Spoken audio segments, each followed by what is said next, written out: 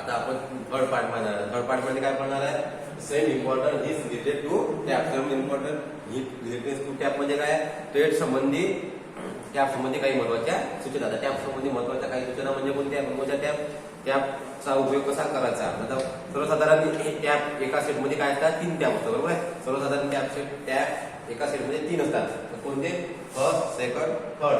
पहिला टॅप म्हणजे taper tap, दुसरा म्हणजे मिडियम टॅप, तिसरा बॉटमिंग टॅप. पहिल्या टॅपवर फर्स्ट रिंग असतात, सेकंड टॅपवर 2 रिंग असतात आणि थर्ड टॅपवर 3 रिंग असतात. म्हणजे आपल्याला टॅप जर ओळखायचा असेल तर या प्रकारे ओळखू शकतो. आणि टेपर टॅपचा जो कटिंग पॉईंट असतो हा 6 दाते टेपर असतो. मिडियम टॅपचे दाते 4 ते 3 ते 4 दाते टेपर असतात आणि बॉटमिंग टॅपचे 2च दाते, कटिंग दाते शेवटचे 2च दाते टेपर असतात. या पद्धतीने सुद्धा आपण काय करू शकतो, टेपर टॅप ओळखू शकतो. त्याच्यानंतर आहे ब्रिटिश टॅप.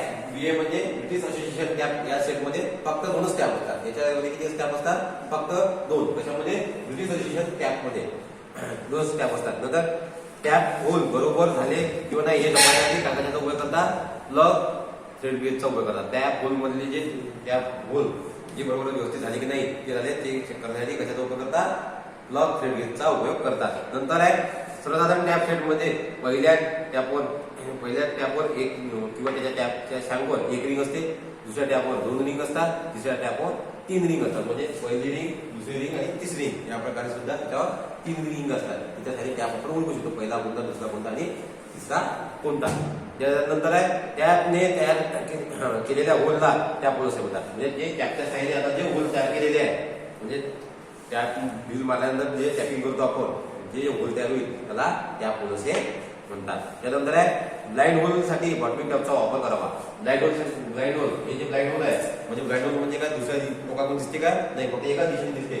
त्या ब्लाइंड होल साठी फक्त कोणत्या टॅपचा उपयोग करायचा, बॉटमिंग टॅप म्हणजे थर्ड टॅपचा उपयोग करायचा. बॉटमिंग टॅप म्हणजे थर्ड टॅपचा उपयोग करायचा. त्याच्यानंतर स्टड एक्सटेंड वर left hand multi start thread असतात आणि यालाच फिरवताना अँटी क्लॉकवाईज फिरवावे. म्हणजे स्टड एक्सटेंडर काय असतात, कोणते थ्रेड असतात, मल्टी स्टार्ट थ्रेड असतात, त्याला फिरवताना अँटी क्लॉकवाईज फिरवायचं. त्याच्यानंतर आहे मीडियम हार्ड मेटल धातू साठी टॅप कटिंग करताना त्याचा अँगल किती पाहिजे, 9 ते 10 अंशाचा.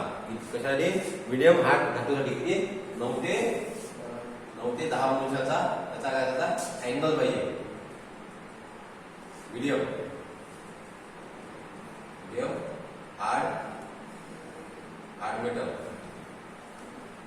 मीडियम हार्ड मेटल साठी किती त्याचा अँगल असला पाहिजे, 9 ते 10 अंशाचा त्याचा काय लागेल, आपल्याला अँगल लागेल.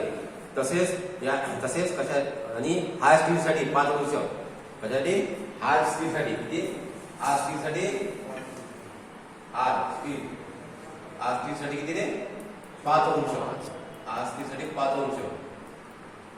जर हार्ड स्टील जर असेल त्यासाठी 5 अंश त्याचा काय लागेल, अँगल लागेल. नंतर आहे कास्ट आयर्न साठी 0 ते 5 अंश. कास्ट आयर्न साठी किती, 0 ते 5. कास्ट आयर्न 0 ते 5 अंश. काय त्याचा अँगल, अँगल लागेल बरोबर आहे. या सर्व गोष्टी लक्षात घेणे गरजेचे आहे. नंतर सर्वसाधारणपणे टॅप फ्ल्यूड्स सरळ असतात. सर्वसाधारण टॅपच्या ज्या फ्ल्यूड्स असतात ह्या काय असतात, सरळ असतात. फ्ल्यूड्स म्हणजे त्याच्यामध्ये ज्यामध्ये ड्रिलवर कशा फ्ल्यूड्स असतात, अरे ड्रिलवर फ्ल्यूड्स कशा पाडलेले असतात, वेव्ह सारखे असतात ना, लहरी सारखे असतात ना, नागपुडी अशी गोलगोल जाऊन वेव्ह असतात बरोबर आहे. वेव्ह सारखे लहरी सारखे असतात नागपुडी, त्याच्यामध्ये ड्रिलवर. पण टॅपवर काय असतात, टॅपवर सर्वसाधारण जे फ्ल्यूड्स पाडले असतात हे कसे असतात, सरळ फ्ल्यूड्स पाडलेले असतात. आणि परंतु चांगली थ्रेडिंग होण्यासाठी काय आता टॅपवर फ्ल्यूड्स हे हेलिकल तयार केलेले असतात. याचा हेलिकल अँगल किती असतो, 0 ते 15. किती असतो, 0 ते 15. त्याचा काय असतं, हेलिकल अँगल किती असतो,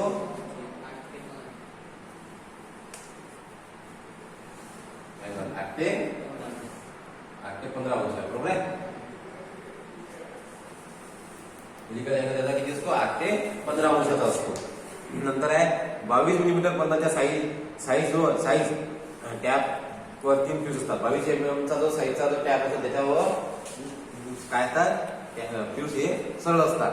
आणि 22 पेक्षा जास्त म्हणजे 22 ते 52 मिलीमीटर पर्यंत टॅपवर जर फ्यूज असतात त्या काय असतात, स्पेशल टॅप असतात. त्यासाठी 22 ते 52 किती असतो, समजा 22 mm पर्यंत किती, 22 mm पर्यंत 6 जो टॅप राहील 22 mm पर्यंतचा टॅप त्याच्यावर जे फ्यूज पाडलेले असतात ते फ्यूज सरळ असतात, पण 22 ते 52 mm पर्यंतचे जे राहील टॅप त्याच्यावर जे असतात काय असतात फ्यूज, हे स्पेशल फ्यूज असतात. बरोबर आहे. इत्यादी गोष्टी घेणे गरजेचे आहे. नंतर आहे प्रिकॉशन. नंतर काय ते सरासरी प्रिकॉशन. प्रिकॉशन म्हणजे काय? तर प्रिकॉशन म्हणजे काय? प्रिकॉशन म्हणजे काय? टॅप बाबत घ्यायची काळजी, म्हणजे टॅप बाबत घ्यायची काळजी. प्रिकॉशन म्हणजे काळजी घेणे.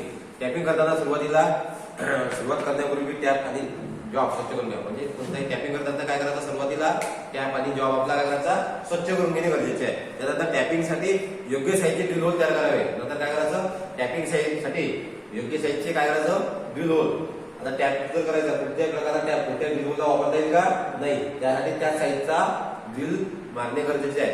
म्हणजे योग्य साईजचे ड्रिल होल मारणे गरजेचे आहे. म्हणजे हे कशातून काढता येईल? आपण सूत्रानुसार TDS tap drill size 2D minus या सूत्रानुसार काय करायचं? आपल्याला टॅप ड्रिल साईज काढता येईल. नंतर टॅपिंगसाठी योग्य साईजचे ड्रिल होल करावे. नंतर टॅपिंग करते वेळी जॉबला व्यवस्थित व्हाईसमध्ये फिट करावे. टॅपला काय करायचं? टॅपिंग करताना व्हाईसमध्ये योग्यरित्या व्यवस्थित फिट करायचं. टॅपिंग करताना टॅपचा साईजचा टॅप रेंज वापरावा. योग्य साईजचा टॅप रेंज वापरावा. त्यानंतर टॅपिंग करते वेळी टॅप फिरवताना चार फेरे झाल्यानंतर 2 फेरे उलटे फिरवावे. म्हणजे टॅपिंग करताना काय करायचं? टॅपिंग करताना आता आपण टॅपिंग केलं ना, टॅपिंग करताना काय 4 राऊंड सरळ म्हणजे राईट हँड फिरवायचे, तर 2 राऊंड लेफ्ट हँड म्हणजे क्लॉकवाईज आणि अँटी क्लॉकवाईज फिरवत काय करायचं? टॅपिंग करायचं. मग 4 वेळा क्लॉकवाईज आणि 2 वेळा अँटी क्लॉकवाईज असं फिरवत काय करायचं? टॅपिंग करायचं. त्यामुळे काय टॅपिंग व्यवस्थित होईल. त्यामध्ये जे अडकलेलं मटेरियल व्यवस्थित रिमूव्ह होईल. त्याच्यानंतर आहे टॅपिंग करताना टॅप रेंजवर जोर देऊन काय करायचा? टॅप ड्रिल होलमध्ये घुसत नसेल तर त्यावर हलक्या हाताने किंवा हॅमरने मारावे. म्हणजे टॅपिंग करताना सुरुवातीला टॅप जर ड्रिल होलमध्ये घुसत नसेल तर थोडंसं हाताने किंवा हॅमरच्या साहाय्याने थोडंसं पुश करायचं. आणि हॅमर कोणतं? मॅलेट हॅमर वापरायचं. त्याचं आपलं मेटलचं हॅमर वापरायचं. कोणतं वापरायचं? मॅलेट म्हणजे प्रॅक्टिस हॅमर वापरायचं. त्याला पुश करायचं, नंतर त्याला टॅपिंग करायचं. या इत्यादी गोष्टी काय आपल्याला काळजी घेणे गरजेचे आहे. कशाच्या? टॅपच्या. बरोबर आहे. झालं. त्यानंतर आहे वर्कशॉप मध्ये वापरण्याला लागणारे थ्रेड टाईप. आता वर्कशॉप मध्ये कोणकोणत्या प्रकारचे थ्रेड लागतात? आपण सर्वसाधारणपणे आपल्या वर्कशॉप मध्ये कोणकोणत्या प्रकारचे थ्रेड वापरतो ते आता आपण बघणार आहे. कोणकोणत्या प्रकारचे? Metric coarse switch. बरोबर आहे. Metric coarse switch blade thread. नंतर मेट्रिक फाईन स्पीच थ्रेड. नंतर British standard Whitworth thread. BSW म्हणजे काय? British standard Whitworth thread. BSF म्हणजे British standard fine thread. BSP म्हणजे ब्रिटिश स्टँडर्ड स्पीच. नंतर आहे BA म्हणजे ब्रिटिश असोसिएशन. NC म्हणजे नॅशनल कोर्स. नंतर आहे NF म्हणजे नॅशनल फाईन. इत्यादी प्रकारचे काय आहे हे आपण काय वापरतो? वर्कशॉपमध्ये वापरावे लागणारे आपण थ्रेड वापरतो. कशामध्ये? थ्रेड टाईप टॅप वापरतो. म्हणजे जर आपल्याला कोणकोणत्या प्रकारचे वर्कशॉपमध्ये सर्वसाधारण म्हणजे वर्कशॉपमध्ये लागणारे टॅप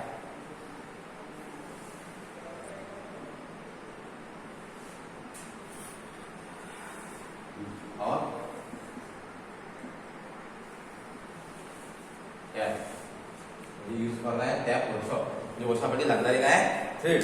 वर्कशॉपमध्ये सर्वसाधारण वापरावे लागणारे टॅप थ्रेड थ्रेडचे काय आहे? थ्रेड टाईप टॅप वापरतो. म्हणजे कोणत्या प्रकारचे थ्रेडचे आपण टाईपचे टॅप वापरतो? कोणकोणते? Metric coarse fine pitch, metric fine, BSW British standard Whitworth, BSF म्हणजे ब्रिटिश स्टँडर्ड फाईन, BSP म्हणजे ब्रिटिश स्टँडर्ड स्पीच. नंतर BA म्हणजे ब्रिटिश असोसिएशन, NC म्हणजे नॅशनल कोर्स आणि NC म्हणजे नॅशनल फाईन. इत्यादी प्रकारचे आपण काय करतो? थ्रेड वापरतो. नंतर BIS म्हणजे British Indian standard. British Indian standard. BIS म्हणजे ब्रिटिश इंडियन स्टँडर्ड म्हणजे भारतीय मानक थ्रेड. भारतीय मानक थ्रेड असे म्हणतो आपण. नंतर आहे डाय. आता डाय म्हणजे काय? इत्यादी गोष्टी झाल्या. बरोबर आहे. आपण इत्यादी गोष्टी बघितल्यानंतर काय आहे? डाय म्हणजे काय? डाई म्हणजे काय सांगा मला? डाई म्हणजे काय? आपला टॅप रेंज पहिला आपण काय टॅप पाहिला. बरोबर आहे. टॅप पाहिल्यानंतर टॅपसाठी लागणार काय पाहिला आपण? टॅपसाठी लागणार काय पाहिला आपण? रेंज पाहिला. बरोबर आहे. टॅपसाठी पाहिल्यानंतर लागणार रेंज पाहिला. रेंज नंतर आता आहे डाई. डाई म्हणजे काय? डाई म्हणजे काय आहे? डाई म्हणजे काय? कोणत्याही स्टीलवर वारंवार किंवा बोल्टवर त्याच्या बाहेरील व्यासावर सेट करण्यासाठी ज्या साधनाचा वापर केला जातो डाई समजा. म्हणजे स्टील, एखाद्या स्टीलवर, कोणत्याही स्टीलवर किंवा एखाद्या राऊंड बारवर, समजा आता हा राऊंड बार आहे, हा काय आहे, हा राऊंड बार आहे. हा राऊंड बारवर काय करायचं आपल्याला, या राऊंड बारवर आपल्याला एखाद्या स्टीलवर किंवा राऊंड बारवर काय करायचं, वारंवार थ्रेड काय करायचे, याच्यामध्ये थ्रेड करायचे. बरोबर आहे. याच्यामध्ये वारंवार जर थ्रेड करायचे असेल, त्यासाठी ज्या वस्तूचा किंवा ज्या याचा उपयोग केला जातो, पार्टचा किंवा इन्स्ट्रुमेंटचा वापर केला जातो, त्याला काय म्हणतात, डाई असे म्हणतात. काय म्हणतात त्याला, डाई म्हणतात. डाई असते कशी, डाई कशी राहील, या प्रकारे. डाई कशी राहते, या प्रकारे. या प्रकारे अशी नाही राहत.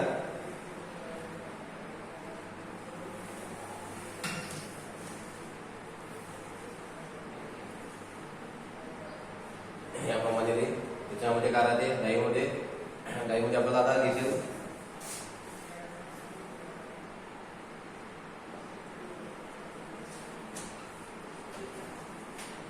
बरोबर आहे.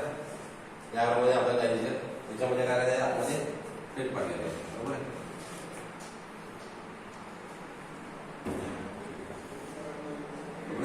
त्याच्यामध्ये काय आतमध्ये थ्रेड पाडलेले आहे डाईमध्ये. म्हणजे आपल्याला काय दिसेल, आतमध्ये थ्रेड पाडलेले दिसेल. म्हणजे डाईचा वापर कुठे करतो आपण, बरोबर आहे. हे आपल्याला डाई. आता ह्या डाईचा उपयोग कशा करतो, एखाद्या राऊंड बारवर किंवा स्टीलवर आपल्याला थ्रेड पाडायचे असेल, त्यासाठी कशाचा उपयोग करतो, डाईचा वापर करतो. मग त्या डाईला काय असतात, होल पाडलेले असतात. आता इथे सुद्धा या प्रकारे डाई आहे. इथं कट सेक्शन मध्ये आपल्याला काय दिसेल, डाई मारलेलं. बरोबर. इथे एक होल, एक असतं डाईला, आणि त्याच्या मधात काय असते, कट सेक्शन असतो साईडला. आणि इथे काय करायचं, एक स्क्रू असतो. त्या स्क्रूला गेलेल्या मदत केलेलं असते, टाईट करण्यासाठी स्क्रू दिलेला असतो. आणि या प्रकारची होल असतात. बरोबर आहे. डाईचा यूज करताना आपण काय करतो, सर्वसाधारण त्या डाईला काय करतो, या राऊंड बारवर फिट करतो. त्या राऊंड बारवर फिट केल्यानंतर त्याला त्या साईडची डाई त्याच्यामध्ये एखाद्या राऊंड बारवर आपण काय करायचं, थ्रेडिंग पाडायचे किंवा स्टीलवर थ्रेड पाडायचे. ही डाई त्याच्यामध्ये फिट करतो. डाई फिट केल्यानंतर त्याला एक लॉकिंग स्क्रू दिलं असतो, म्हणजे लॉक करणारी. दोन पार्ट्स वेगळे असतात. ते डाई त्याच्यामध्ये त्या स्क्रूच्या फिट केली, नंतर त्याला डाई रिंगच्या साईडने काय करतो, हँडलच्या साईडने फिरवतो. आणि त्या जॉबवर आपण त्याला क्लॉकवाईज आणि अँटी क्लॉकवाईज काय करतो, त्याच्यामध्ये थ्रेड पाडतो. म्हणजे या प्रकारे काय करतात, डाईचा उपयोग केला जातो. हे वर्तुळाकार आकार असून याच्या आतील डायमीटर काय असते, स्टँडर्ड मापाचे थ्रेड पाडले असते. हे काय असते, वर्तुळाकार असते. बरोबर. वर्तुळाकार म्हणजे एक राऊंड आहे, आणि या आतील बाजूवर काय पडलेलं आहे, थ्रेड पडलेले आहे. ते थ्रेड कसे पडलेले असतात, स्टँडर्ड साईजचे पडलेले असतात. बरोबर आहे.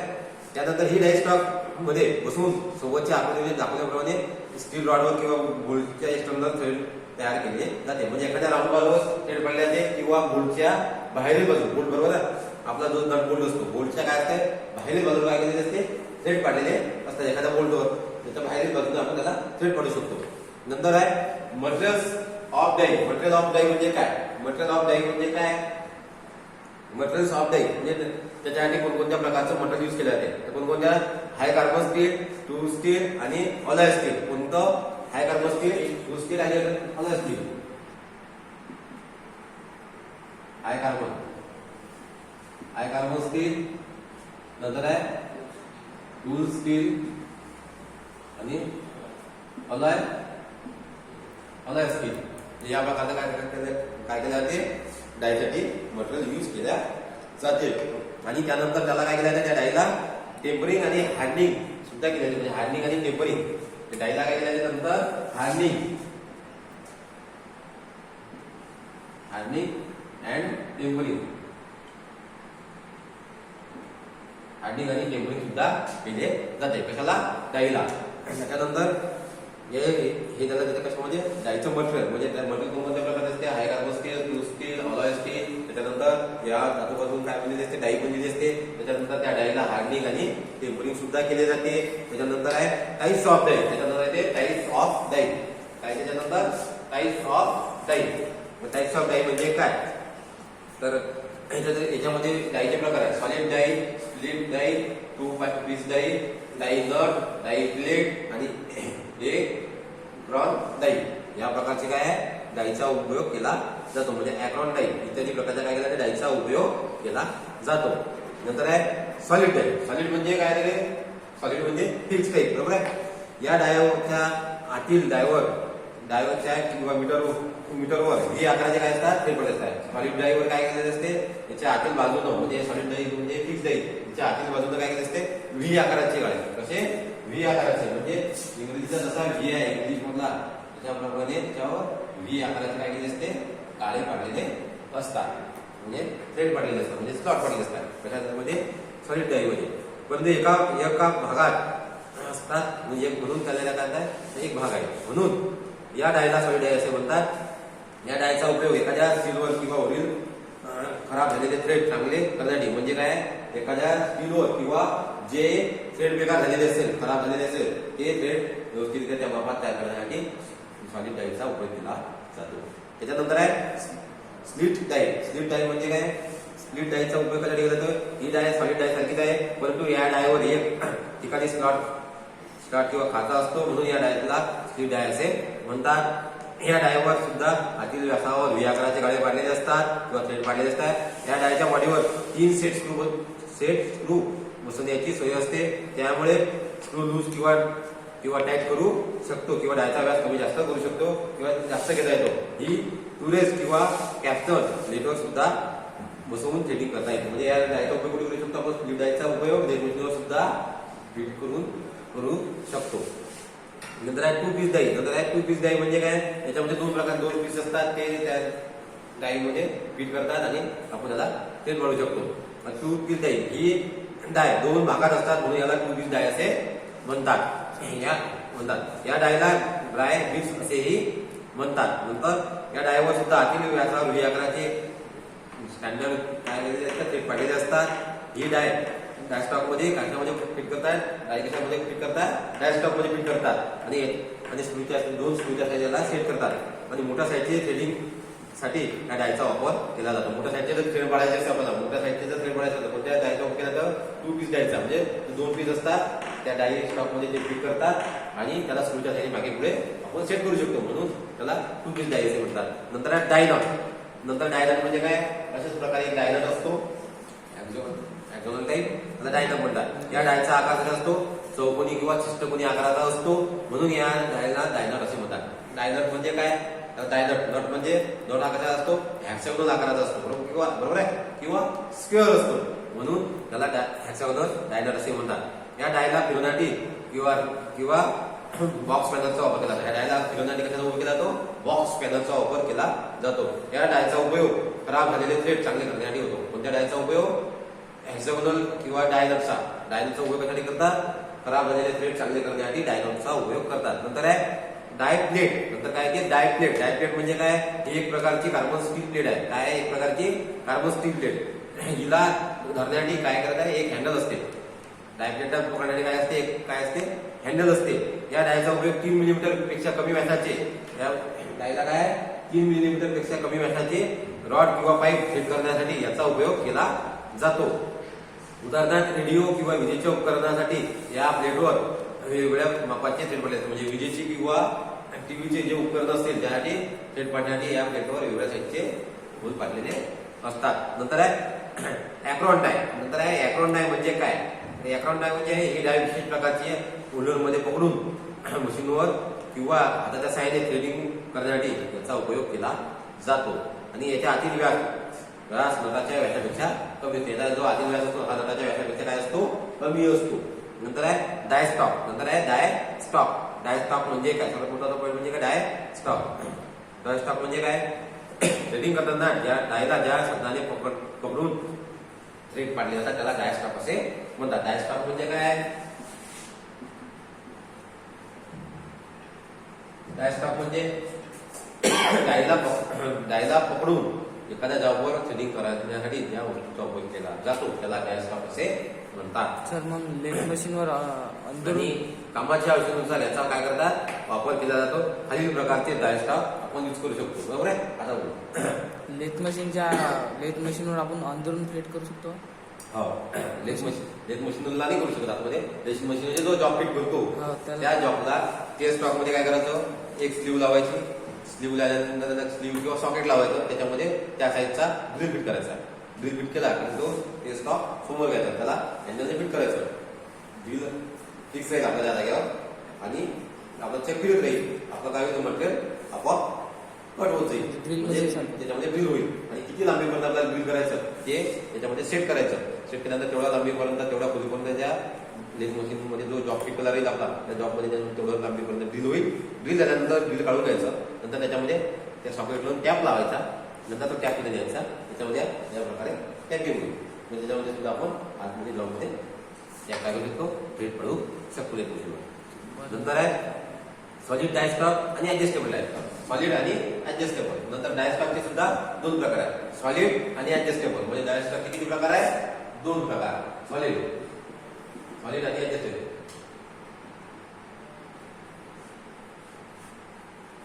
सॉलिड आणि ऍडजस्टेबल डायस्टॉकचे सुद्धा दोन प्रकार आहेत. सॉलिड म्हणजे काय, सॉलिड म्हणजे फिक्स आणि ऍडजस्टेबल म्हणजे मागे पुढे म्हणजे ऍडजस्ट करणार डायस्टॉक.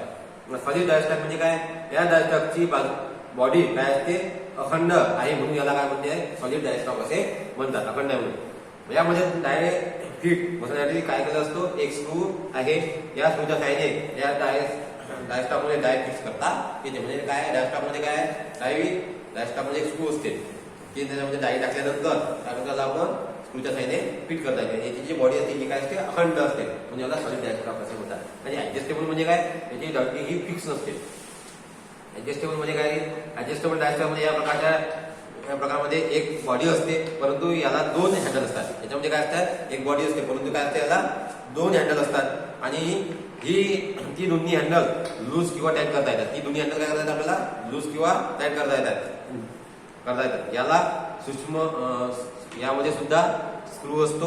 याच्या सहाय्याने जॉब डायस्टॉक मध्ये काय करतात, आपल्याला फिट करतात. याला काय येतात, ऍडजस्टेबल मध्ये काय असतात, त्याला दोन जे हँडल असतात ते हँडल आपण लूज किंवा टाईट करू शकतो किंवा त्याला वेगळे करू शकतो. त्याला फिट करणे, डायला फिट करण्यासाठी त्याच्यामध्ये एक स्क्रू असतो, त्या स्क्रूच्या साहाय्याने डाय आपण त्याच्यामध्ये सेट करू शकतो इत्यादी. नंतर आहे method of threading white die. Method of threading white die म्हणजे method of threading white die म्हणजे काय, method of threading white die म्हणजे काय, थ्रेड पाडण्याची पद्धत. तर कोणकोणती डायच्या साठी एक्सटर्नल थ्रेड तयार करण्याच्या पद्धतीचा वापर खालील कार्यपद्धतीने करता येतो. कोणकोणत्या, ज्या स्टीलवर किंवा रॉडवर थ्रेड पडायचे असतील किंवा तयार करण्याचे असतील त्याचा डायमीटर काय करायचा, पहिले चेक करायचा. म्हणजे एखाद्या स्टीलवर किंवा थ्रेडवर किंवा एखाद्या राऊंड बारवर आपल्याला काय पडायचं आहे, थ्रेड पडायचे आहे. पहिलं त्याला काय करायचं, त्याचा डायमीटर म्हणजे त्याचा व्यास, डायमीटर म्हणजे व्यास हा डी काढला बरोबर आहे. हा जो व्यास आहे हा काय करायचा, पहिला चेक करून घ्यायचा. म्हणजे डायमीटर काय करायचा, पहिला चेक करून घ्यायचा. त्याच्यानंतर ज्या रॉडवर थ्रेड पाडायचे असेल त्याच्या टोकावर काय प्रथम फाईलने चांपर करावे. ज्या रॉडवर आपल्याला काय करायचं, आपल्याला ह्या रॉडवर आपल्याला काय करायचं आहे, ह्या रॉडवर काय करायचं, आपल्याला थ्रेड पडायचे आहे. याचे टोक आहे म्हणजे हे कॉर्नर आहे, म्हणजे काय करायचे, पहिला चांपरिंग करून घ्यायचे. चांपरिंग म्हणजे त्याचे कॉर्नर चांपरिंग घासून घ्यायचे, थोडे त्याला चांपर करतो. त्याचा जॉब झाल्यानंतर आपण कसं आहे, जॉबच्या धारदार आणायला लागते ना, आपण फाईलच्या साईडने काय करतो, त्याचा चांपर करतो बरोबर. त्याच्या बाजू काय चांपर करतो, जर हाताला लागला किंवा त्याच्या धारदार हाताला लागू नाही आणि इजावण्याची शक्यता असते म्हणून आपण काय करतो, फाईलच्या जॉबला चांपरिंग करतो. पण त्याला काय करायचं, जेव्हा थ्रेडिंग पाडू किंवा डायच्या साईडने त्याला थ्रेड करू तेव्हा काय करायचं, पहिला जॉबच्या कडा काय करायला आपल्याला चांपरिंग करेल. कारण चांपरिंग केल्यानंतर त्याच्यामध्ये डाईचा जो पहिला थ्रेड असतो हा व्यवस्थितरित्या त्याच्यामध्ये सेट होतो आणि नंतर त्याला आपण व्यवस्थितरित्या थ्रेड पडू शकतो. त्याच्यानंतर आहे डायला डायस्टॉक मध्ये व्यवस्थितरित्या फिट केले पाहिजे. नंतर डायला काय, डायस्टॉक मध्ये व्यवस्थितरित्या फिट करायचे.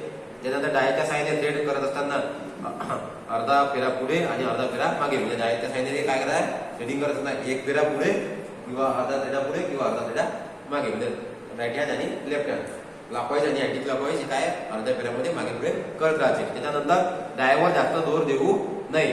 नंतर डायवर काय जास्त प्रेशर द्यायचं नाही. नंतर आहे जॉबवर किंवा धातूवर नुसार लुब्रिकंटचा वापर करावा. म्हणजे धातूनुसार किंवा एखाद्या जॉबनुसार किंवा एखाद्या मशीनच्या पार्टनुसार काय करायचं, कोणत्या धातूचा आहे किंवा कोणत्या मेटलचं बनलेलं आहे त्यानुसार काय करायचं, लुब्रिकंटचे वापर करणे गरजेचे आहे. नंतर डाय किंवा रॉड साफ करत असताना वायर ब्रशचा वापर करावा. डाय किंवा रॉड साफ करत असताना त्याचा उपयोग करायचा वायर ब्रशचा. हाताच्या साहाय्याने करायला काय, हाताच्या साहाय्याने करू नये, कारण त्याच्यात जे चिप्स किंवा भर असतात ते हातामध्ये भिजण्याची शक्यता, त्यामुळे अपघात होण्याची किंवा विजवण्याची शक्यता असते. हे होऊ नये म्हणून त्याला साफ करण्यासाठी वायर ब्रशचा उपयोग करायचा. नंतर डाय किंवा डायच्या साहाय्याने थ्रेडिंग काम पूर्ण केल्यानंतर डाय किंवा डायस्टॉक साफ करून त्यावर काय करायचं, ग्रीस किंवा तेल लावून ठेवतात. म्हणजे थ्रेडिंग पूर्ण करून झाल्यानंतर डाय किंवा डाय स्टॉक याला साफ केल्यानंतर काय करतात, ग्रीस किंवा ऑइल लावून त्याला ठेवून द्यायचं. त्याच्यानंतर आहे त्याच्यानंतर इथे same important is related to die, म्हणजे डाई बाबत काही महत्वाच्या सूचना. पण कोणत्या महत्वाच्या सूचना डाई बाबत? सॉलिड डायच्या सहाय्याने एकाच ऑपरेशन मध्ये थ्रेड तयार करावे. सॉलिड डायच्या सहाय्याने काय करावे? एकाच ऑपरेशन मध्ये थ्रेड करावे, म्हणजे एकाच वेळी ऑपरेशन मध्ये थ्रेड करत राहावे सॉलिड डायच्या सहाय्याने. नंतर डायनटचा वापर खराब थ्रेडिंगसाठी थ्रेडिंग चांगले करण्यासाठी करावा. डायनटचा उपयोग करण्यासाठी केला जातो. खराब झालेले जे थ्रेड असेल ते चांगले करण्यासाठी डायनटचा उपयोग करायचा, डायनटचा. नंतर रिंग थ्रेड गेजचा उपयोग थ्रेड चेक करण्यासाठी केला जातो. रिंग थ्रेड गेजचा उपयोग करण्यासाठी केला जातो. Ring thread gauge. Ring thread gauge म्हणजे काय? एखाद्या जॉबचे काय करायचं, आपल्याला थ्रेड चेक करायचे आहे त्यासाठी रिंग थ्रेड गेजचा उपयोग करायचा. नंतर आहे सॉलिड डाय पेक्षा स्प्लिट डायने थ्रेड चांगले तयार होते. सॉलिड डाय पेक्षा काय? स्प्लिट डाय. सॉलिड म्हणजे फिक्स असते, त्याच्यामध्ये त्या साईडचे थ्रेड केले जाते. पण स्प्लिट म्हणजे त्याला ऍडजस्ट करू शकतो आपण मागे पुढे, त्या दृष्टीने चांगल्या प्रकारे थ्रेडिंग होते. इत्यादी गोष्टी आपण लक्षात ठेवणे गरजेचे आहे. नंतर त्यासाठी सूत्र आहे डी बरोबर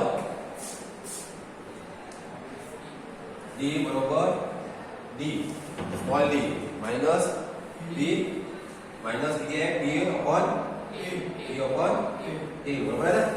म्हणजे डी बरोबर डी मोठा डी बरोबर small D minus P upon T. या सूत्रानुसार काय करायचा?